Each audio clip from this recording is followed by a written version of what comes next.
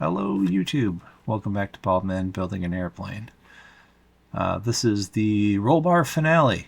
We're going to start setting up here to get this thing attached. And I believe we're also going to, do the, what's it called here? Spine or something like that. I don't know, whatever.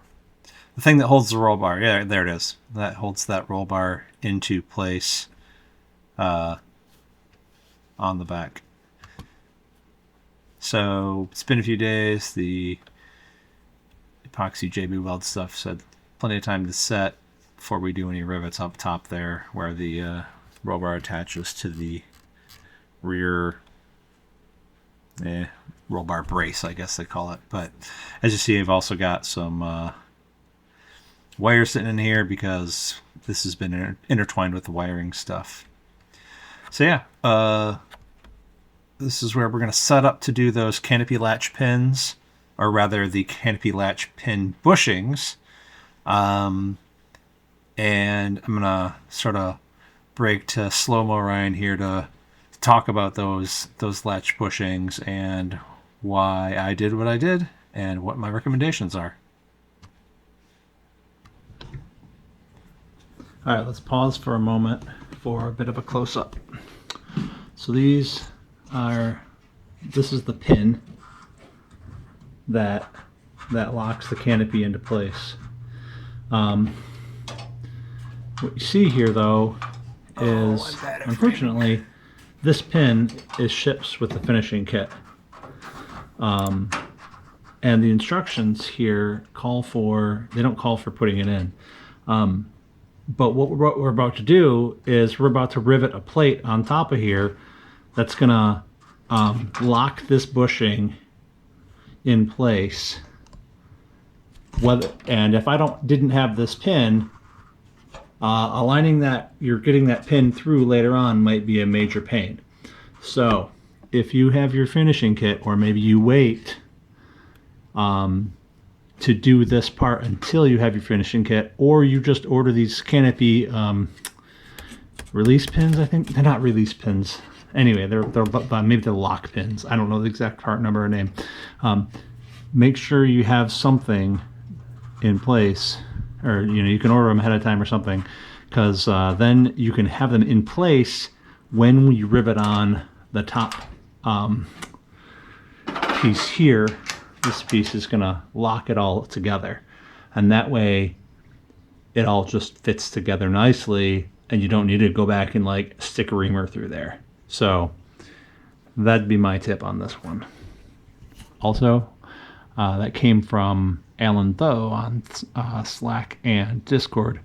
He said, just wait till you have to do those lock pins. And I was like, wait a minute, I can save myself the hassle. By the way, the link for Slack and Discord is in the description below. Alan was absolutely correct. They would likely be a pain in the butt. I think he made the mistake of putting that together without the finishing kit, without those latch pins, and he had to like run reamer through the bushing in order to get it to go. I can see why. It's a really tight fit, even when it's assembled with the pin in place. So here this part is done. Don't have to undo it and redo it later. Thanks, Alan. It's awesome. And yeah, if I had to undo it, it'd have to be like drill and pop up, pull the rivets out that are inside there. Although there is a little gap in the bottom, in case you had to do that, and you can sort of vacuum stuff out. Not a great situation. But yeah, as you see, I had to re-drill some of those on the top, and that's because that JB Weld did fill those holes pretty crazy. It's fine. Those are all Cherry Max rivets. They're really just about the steel core shank holding everything together, instead of standard aluminum rivets. And yeah, okay, so this is the back half of the roll bar brace. I think Yeah, I must have done the pre-assembly for this in an earlier video. For some reason, these rivets back here were a pain in the butt to set. I'm trying to figure out how I'm going to get the gun in there, and I think I like didn't. Yeah, the top one in specific was very much a pain in the butt. I think it kept folding over, and I don't know if it's just that it was close to the like the top skin there.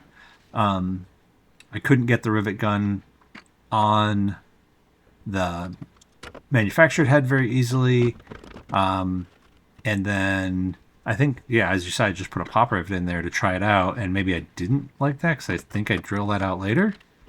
Oh, no, okay.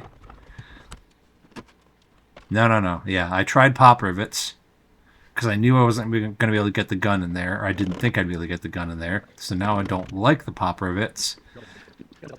And I destroyed my punch. Oh, this is what you get when you just try to improvise a little bit. Wonder what I... Oh, yeah, so there's rivets on the top skin as well. So there's 4 rivets that are on the top skin. And then there's the 2 rivets... I'm sorry. 4 rivets each side on the top skin. And then there's the 3 rivets that go through the bulkhead. So one of these top skin ones, those are easier. The top ones on the bulkhead... Obviously, I was tapping... I must have been tapping the mandrel out of an LP4. Maybe it was a Cherry Max. I don't know which one I used. But yeah, all of these rivets were kind of a pain to set. They're just... As you can see, they're just in weird positions. And just not fun. Double offset works in some of those cases. I absolutely despise the double offset. All right, so the last part of the fuselage kit, the literal last instruction is to sort of put these things on here. So you're going to dimple them, flute them so they match the curve, and then put it together. So let's get to dimpling.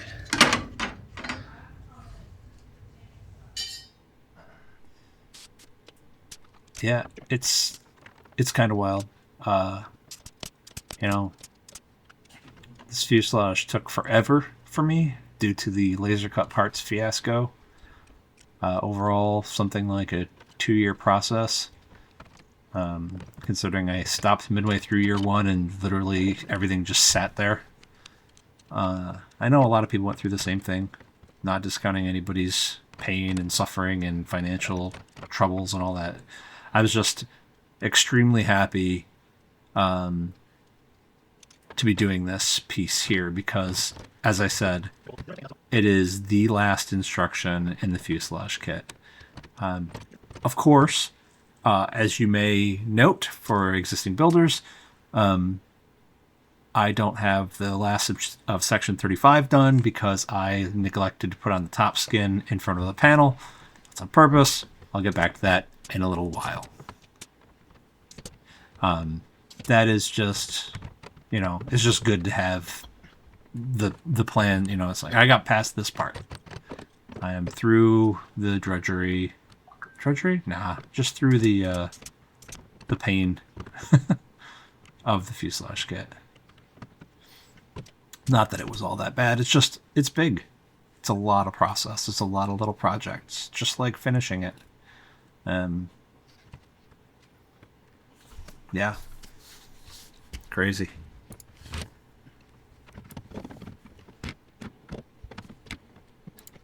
And in the next video, we're going to be moving on to the canopy.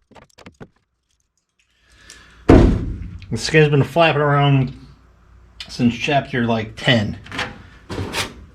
Okay, in chapter 30 we put it sort of together with the rest of the fuselage, but it feels really good to have it pretty much done. There's 5 rivets out of it because that's what the plans call for.